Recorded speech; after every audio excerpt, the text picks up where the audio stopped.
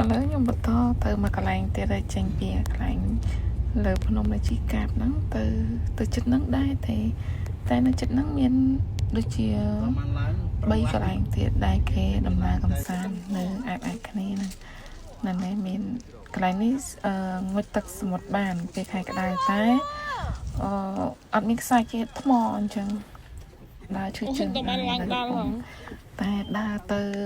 កន្លែងរហាត់គេរហាត់ធម្មតាមិនមែនរហាត់ទឹករហាត់អីហងរហាត់ខ្យល់ធម្មតាកន្លែងគេដើរលេងគេឆ្នៃឲ្យយើងដើរលេងអស់លុយអត់មានព្រិញទេទេសភាពមិនដឹងស្អាតថ្ងៃហ្នឹងទៅមានកន្លែងខ្លះពពកកន្លែងខ្លះវិញស្រឡះទៅពេលស្រឡះចឹងយើងឃើញទេសភាពស្អាតឡើងត្រជាក់ភ្នែក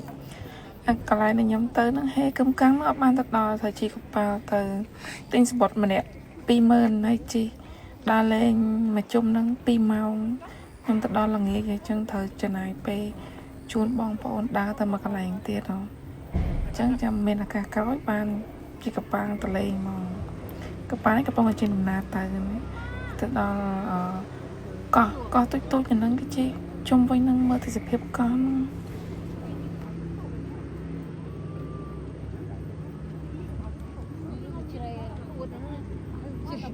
ង